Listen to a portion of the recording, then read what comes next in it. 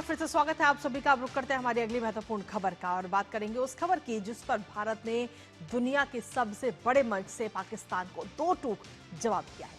दरअसल संयुक्त राष्ट्र मानवाधिकार परिषद में पाकिस्तान ने एक बार फिर से दोहराई है अपनी पुरानी रट।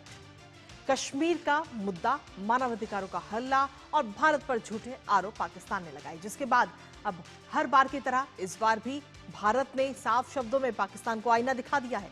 मानवाधिकार परिषद के 60वें सत्र में जिनेवा स्थित भारत के स्थायी मिशन के सलाहकार क्षितिज त्यागी ने सख्त संदेश देते हुए कहा है कि कश्मीर पर झूठ नहीं चलेगा और सबसे पहले पाकिस्तान को पीओके खाली करना होगा, जिसके बाद पाकिस्तान का ढोंग, पाकिस्तान का प्रोपेगेंडा दुनिया के सामने पूरी तरह से बेनकाब हो चुका है।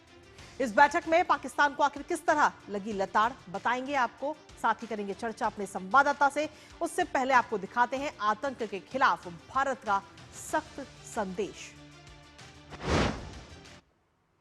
तो आतंक के खिलाफ भारत का यह सख्त संदेश है, जहां यूएनएससी में पाकिस्तान को एक बार फिर से फटकार लगती हुई नजर आई है। भारत की तरफ से ये फटकार लगाई गई। भारत के स्थायी मिशन के जो सलाहकार हैं उन्होंने सीधे तौर पर दो टूक जवाब पाकिस्तान को दिया है कश्मीर के मुद्दे को लेकर, जिसमें क्षितिज त्यागी ने ये क्लास लगाई है पाकिस्तान की और कहा है कि वेंटिलेटर पर पड़ी हुई अर्थव्यवस्था बचाने पर पाकिस्तान को ध्यान देना चाहिए। ये बात क्षितिज त्यागी की तरफ से कही गई।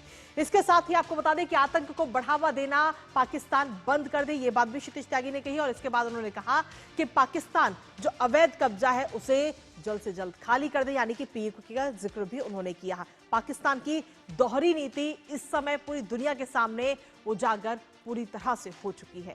पहले भी पाकिस्तान की फजीहत हो चुकी है और अब एक बार फिर से पाकिस्तान ने फिर वही राग अलापा है, जिसके बाद में पाकिस्तान को एक बार फिर से भारत ने दो टूक जवाब दे दिया है।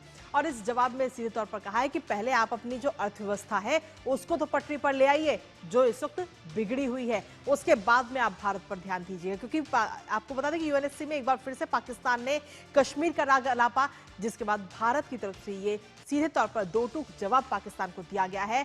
क्योंकि आतंक के मुद्दे को लेकर भी ये जवाब क्षितिज त्यागी ने दिया है और क्षितिज त्यागी ने साफ तौर पर कहा है आतंक के खिलाफ सख्त संदेश इस दौरान दिया गया है। आखिर क्षितिज त्यागी ने जवाब देते हुए क्या कुछ कहा है, एक बार वो आपको सुनाते हैं। A delegation that epitomizes the antithesis of this approach continues to abuse this forum with baseless and provocative statements against India.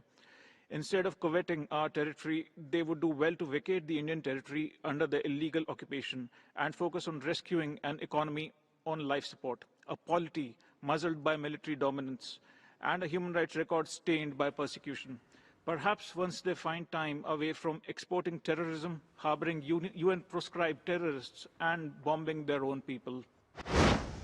तो भारत के स्थायी मिशन के सलाहकार क्षितिज त्यागी को आपने सुना, जिन्होंने सीधे तौर पर पाकिस्तान को ये दो टूक जवाब दिया। लेकिन हालांकि इससे पहले आपको बता दें कि रक्षा मंत्री राजनाथ सिंह मोरक्को दौरे पर थे और मोरक्को में उन्होंने सीधे तौर पर पाकिस्तान को लेकर जवाब दिया। और पाकिस्तान को लेकर जो बयान राजनाथ सिंह ने दिया है उसमें उन्होंने कहा कि पीओके के लोग आगे आने वाले समय में खुद ही कहेंगे कि मैं भारत हूं। आखिर रक्षा मंत्री राजनाथ सिंह ने और क्या कुछ कहा है वो आपको सुनाते हैं, फिर करेंगे चर्चा अपने संवाददाता से। अपने आप आएगा, चिंता क्यों करते हैं?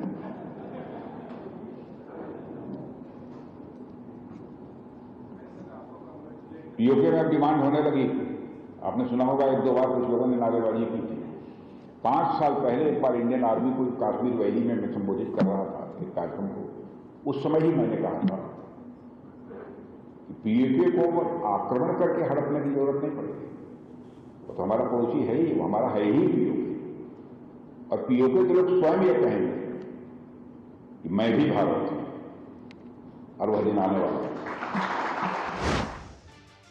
तो भारत लगातार इससे पहले हर बार साफ कर चुका है कि कश्मीर भारत का अभिन्न हिस्सा था, है और रहेगा, और एक बार फिर से इस बात का कहा गया। हमारे साथ हमारे सहयोगी अखिलेश सुमन इस वक्त जुड़ रहे हैं, सीधा उन्हीं का रुख करते हैं। अखिलेश, भारत का तो सीधे तौर पर साफ कहना है कि कश्मीर भारत का अभिन्न हिस्सा था, है और रहेगा, लेकिन उसके बावजूद भी पाकिस्तान अपनी हरकतों से बाज नहीं आता, बार बार इस तरीके के मुद्दे उठाता है। और पाकिस्तान में ऐसे में कब तक कश्मीर पर वो झूठ बोलता रहेगा? देखिए, निश्चित तौर पे पाकिस्तान की हमेशा कोशिश यह रहती है कि जो भी अंतर्राष्ट्रीय मंच है उन अंतर्राष्ट्रीय मंचों पे वो कश्मीर का मुद्दा उठाए और सस्ती लोकप्रियता हासिल करे। वो अपने आप को एक विक्टिम कंट्री के रूप में शो करना चाहता है पूरी दुनिया में।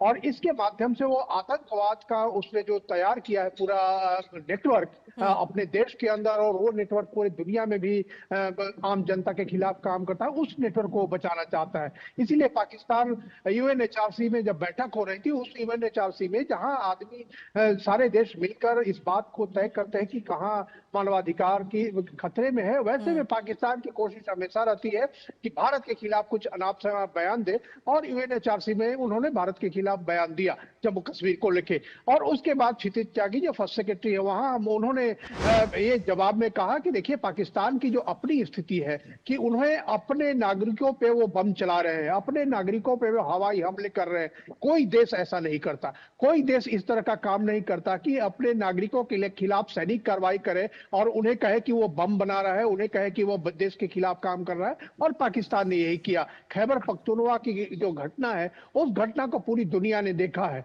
और उन्होंने कहा कि अगर आतंकवाद से थोड़ा सा समय आपको बच जाए तो आप अपने देश के लोगों के लिए भी काम कर लीजिए, अपने देश का विकास कर लीजिए। क्योंकि देखिए पाकिस्तान की हालत यह है कि आज एक तरीके से वो पूरी दुनिया में घूम रहा है पैसे मांगने के लिए, सहायता मांगने के लिए, चाहे आईएमएफ हो, वर्ल्ड बैंक हो, दुनिया के कोई भी देश हो, वहां पैसा मांगने के लिए पहुंच जाते हैं वहां। लेकिन जिस काम के लिए वो पैसे लेते हैं उस काम पर खर्च नहीं करते। वो पैसे मांगेंगे इन्वायरमेंट प्रोटेक्शन के लिए और खर्च करेंगे आतंकवाद के नेटवर्क को खड़ा करने के लिए।